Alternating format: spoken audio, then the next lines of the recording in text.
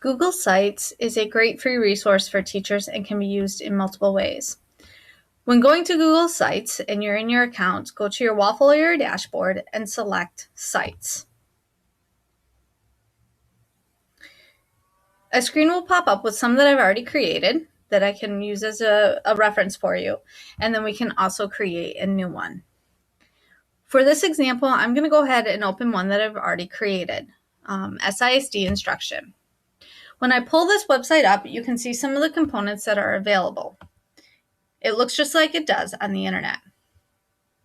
The exception is up at the very top is my control panel. This panel is key when designing your site. So in this instance, if I wanted to edit this specific page or my home page, I would simply click on the pencil. When I click on the pencil, it's going to load my editor. And at this point, I can insert a number of options into this page. Images, links, table of contents. I can do lines and buttons. I can embed a YouTube video. I can even embed the map. I can embed calendar, but I'll save that all for a later video. I can format the page and change the headings, for example. I can insert a table. I can change the layout. Right now, I'm in a 3-column layout with a header bar and a bottom bar, but you can modify that as well. And then your help button. Also, you have your font bar, as I like to call it, where you can select the color of your font. You can add numbers and bullets and that type of stuff. The key to Google Site is that it's different from some of the other products in that before it automatically saves. Well, with Google Site, it doesn't. By clicking save, that's how it updates it on the web. So any change you make and save gets automatically updated on the web. When I click save, this page is now good to go and has been updated on the web. On the left-hand side of my screen, you will see a bar that is there that contains a number of additional pages I've created. To create an additional page, you need to click Create Pages. You need to make sure you don't have your editor bar up there because that means you're in page mode. Hit save, get out, and then you can then access this. To create a page, I simply click the button, and now I can name the page whatever I want, and I can pick where I want it to go, and then click Create.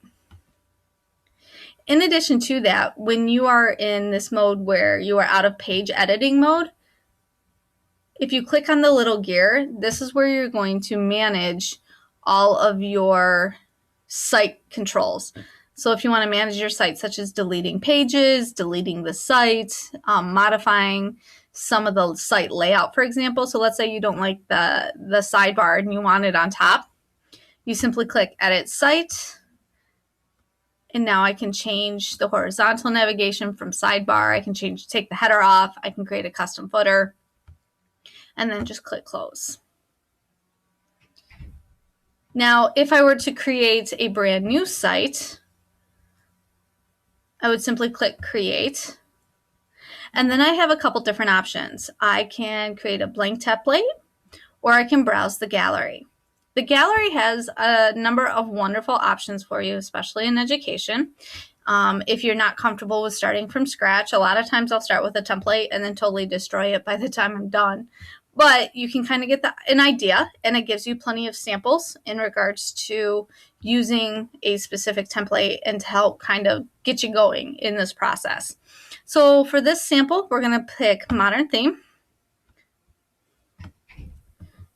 Click Select at the bottom. And now it's telling me that Modern Theme has been picked, and I can name my site.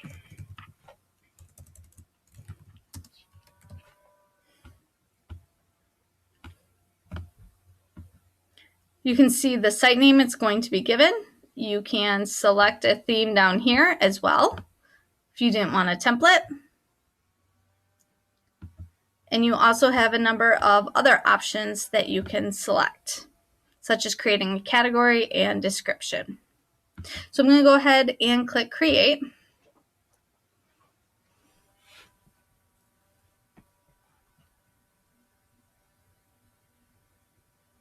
One of the key things to remember when creating a site is the name of your site is pretty much set in stone once it's created. Once you have set that information in there, you cannot rename your site. You would have to create a new one or delete an old one and start from scratch. So it's really, really, really important that you give it the name that you want when you're originally designing it.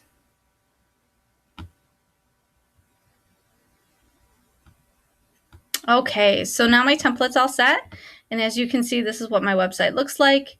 Now, the issue with using a template is you have to go in and literally delete everything and put in what you want. So that's one of the downfalls of using a template. Another option, as I've indicated before, is you can, back to site 2, and we'll create another one. You can start with a blank template, and it's okay to start with a blank template because you can select a theme, which still gives you some pretty awesome colors and backgrounds. It just doesn't necessarily put all the boxes in for you, so you're not deleting a bunch of stuff, which is probably the best direction to go when starting out, is look at the templates for samples, but then create a blank one with a nice background to get you started.